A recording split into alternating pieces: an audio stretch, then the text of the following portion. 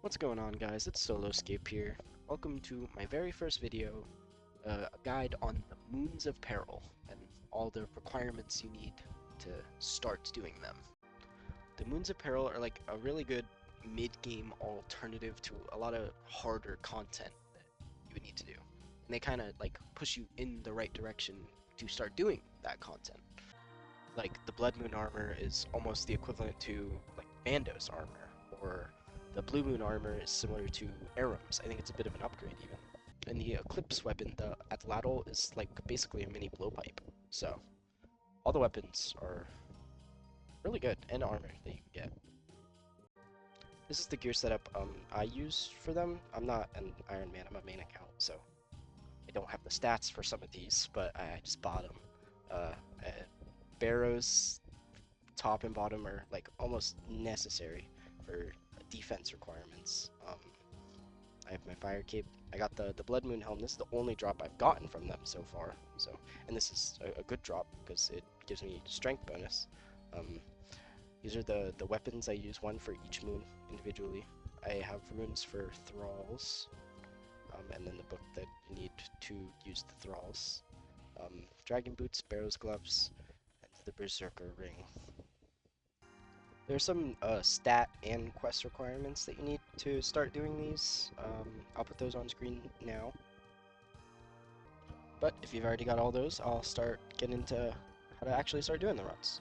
So each one of these like doors lead to a different spot in this prison that everything is in. I like to start with the Eclipse Moon, which is up here, because I think that's the best spot to start. And you need to get your supplies first as well. So all the supplies that you use like for doing this, you get everything in here. So it's really low maintenance, low cost. You don't need to bring a ton of gear with you. Alright, and the way that you collect resources actually goes off of your stats. So there's two options for food. There's these fish that you can fish, and then there's also lizards, which I think are over there. But I've never done the lizards, so because they scale off of your levels. It goes off of, I'm pretty sure, 33% of your fishing level or cooking level for the fish. It goes whichever is lower. So I think it would scale off of my fishing level. But for hunter, it scales off of 50% of your hunter level or 33 of your cooking. Again, whichever's lower. So if I were to do catch the lizards, it would, I think I'd get, it would heal for less health. That's what it is, not like you don't collect them faster. I think that's what I said.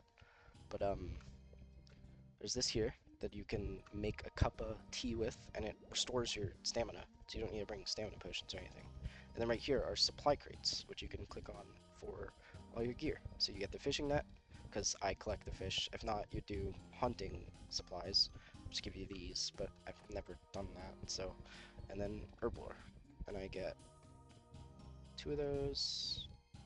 And then come over here, collect 4 of these, and then you grind them up with the pestle and mortar. Then you combine them, and it's like a random chance. It'll give you a max one, or sometimes it gives you 2. Just combine them, and 3 is good for now.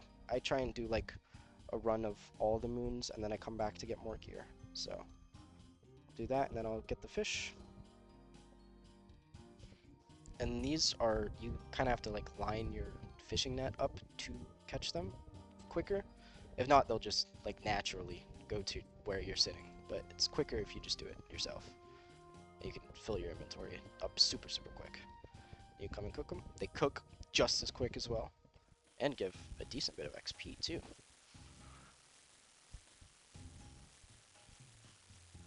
Alright, and now we are set on gear.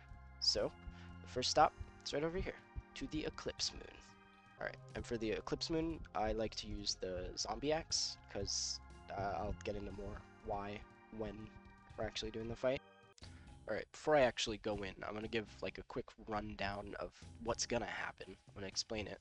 So there's going to be a big moon in the middle, big moon guy that you have to hit, but there's also going to be these circles are going to like light up every 2 times the moon attacks you, and then it's going to rotate clockwise. So you're going to attack twice, and then the next one's going to light up, you move to the next one, attack. and then every like full or non-circle is a special attack. So I'll show those when they get in. And then another thing to note is that all the moons actually have like a curse effect that the more they hit you, the more it stacks, and then I think that lowers your stats a little bit and like raises theirs. So the more curse they build on you, the less good you do. Alright, well, I think I've said everything I need to say. I will go ahead and start going in. Overhead prayers don't do anything against these bosses, so no point in like praying for melee. It's useless. The only thing that does matter is these prayers that boost your strength and stuff. Alright, well, I will get in. Alright, I like to pray off. Oh, and these are like super combat, so I pray off the bat, start attacking, and then rotate when the circle starts and just keep hitting. And this is going to be a special attack. Alright, this special attack, I get pulled to the middle, and then there's going to be, like, he's going to pop up. You just need to click immediately when he pops up, and you'll do damage. And it doesn't, like, there's no cooldown, so you can attack immediately. So each one you get attacked. That's why the zombie axe is so good here, because it's just an attack, like, every tick, which is very nice. And you can be off, like, oh, that was too off, but you can be off by one tile like that. I didn't time it right. I'm not doing great. But you can be off by a tile and it still will work. Okay. And I haven't been using my thralls.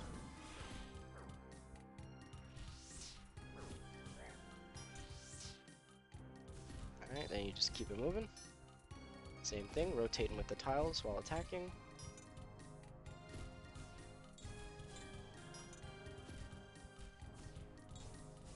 Alright, and then this phase, you turn your prayer off because you're not going to use it. You can't attack.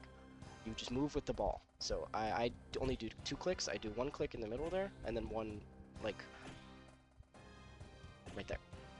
So 1 click in the middle, 1, like, diagonal to there. I got hit.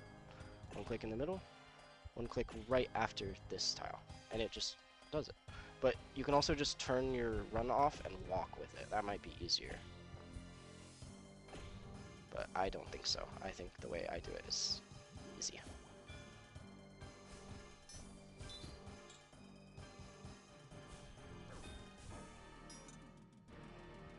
Alright, and that's the Eclipse Moon down.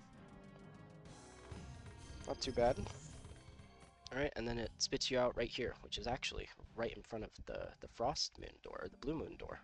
So, and the Blue Moon, the best weapon for them is the dual Makahados, because these just like destroy them. They do so much damage. If you're out of run energy, just make a cup of tea again, and it'll completely fill it. Make sure all your stats are kind of filled up. And then I just head straight into the other one, because I'm ready. So kind of same idea with rotating with the circles clockwise, but just different special attacks. All the moons have different special attacks, and I think they're what's it called? The curse effects. I think they're slightly different each time, but they have like the same idea. It just lowers your accuracy and stuff. But I'm not exactly sure, so sorry for the lack of knowing everything here. But I will get straight into it. Hopefully I do better and don't get hit 30 times like the Eclipse Moon. Alright. Starting right off. Summon my Thrall. Pray. Alright. And just wait for the next circle.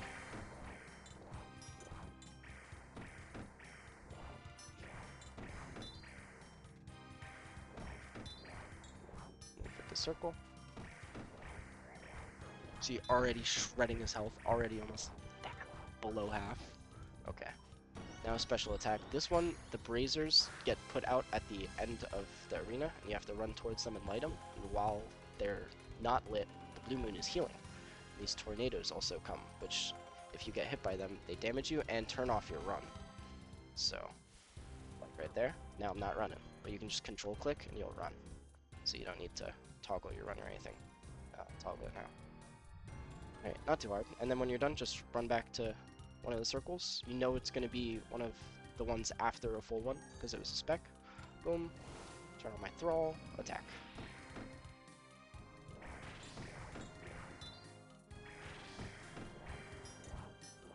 every time the moon attacks twice.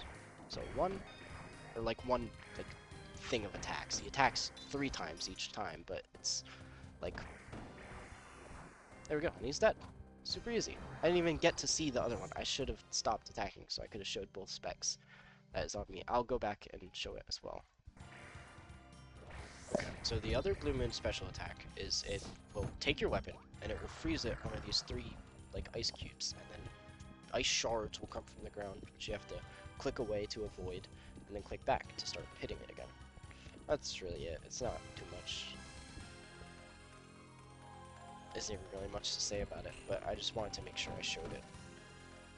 And then next, it again kind of just puts you, it puts you really in the order that you should do them. So I'd start with Eclipse, which is right next to the resources, and then after Eclipse, it puts you right in front of the Blue Moon, and then after that, it puts you right in front of the Blood Moon, which is last, and the hardest as well, because the Blood Moon, the curse, or no, I don't even think it's the curse. The Blood Moon, just every time it damages you, it heals off of the damage, which can be really, really, really annoying. So I don't need to do anything, and I have the resources, so I'll just go straight into the room. And I like using the Abyssal Whip for them, because it's 4 tick, and there is a special attack that kind of, it's like weird to do if you don't have a 4 tick weapon. And this is the best one I can get right now by far.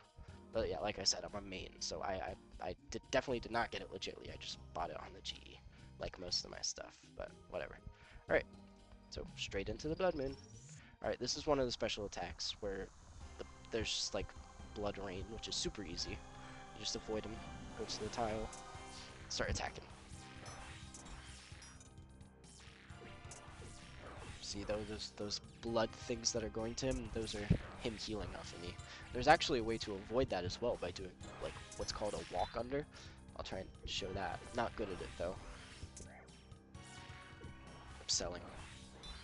Okay, and then this is what I was talking about. So you go to wherever's the circle, you attack the Jaguar, and then right when that circle fills up, you click on the circle, click back on the Jaguar, because you're trying to avoid their attacks. If they attack, it heals the moon. But also if you step on these too early, it also heals the moon. So you need to like really find the sweet spot there. Like this. See, I'll show stepping on it too early, it blows up like that. Alright, and then just tap right back, thrall, boom.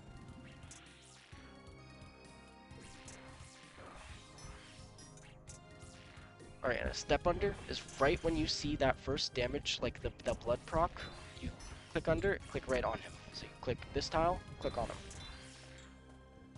My prayer's about to run out. This is a lot of multitasking. Okay, now the rain thing again, which is super easy. You just make sure you're not standing on one of the blood tiles, and you're fine. I just like going to like where the next one's gonna be, because I just AFK here. You just gotta make sure you're not standing on one of those. Thrall, boom. So really, not too much. It's a little complicated at first, but let me get a successful walk under. Like that. He only healed off of one of those attacks, but he hit me 3 times. So, and the last attack that he does, even if he hits you for 1 damage, he'll heal for 30. So, it's super annoying. Alright, same thing. Gotta time it perfectly so you can attack them. Oh yeah, and attacking the Jaguars, they heal you as well, which is actually really useful. If you're out of food, or even if not, just...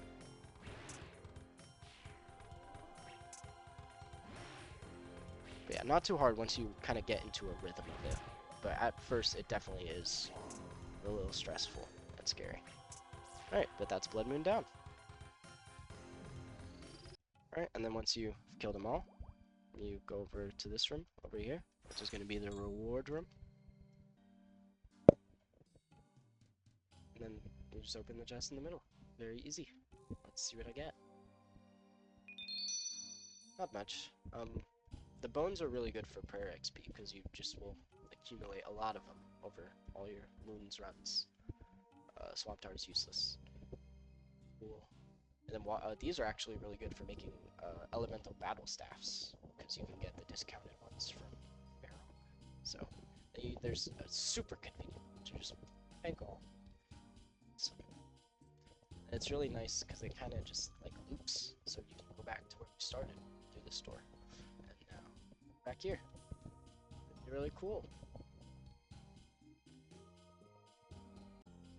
Alright, well, I think that about sums up everything that I had to say. If I missed anything or didn't go as in depth, or if I got anything wrong, I'm sorry. Let me know. This is my first time making a video, so I did my best, but I think I did an okay job. If you liked it, leave a like. I'll have a new video soon. Yeah, that's it.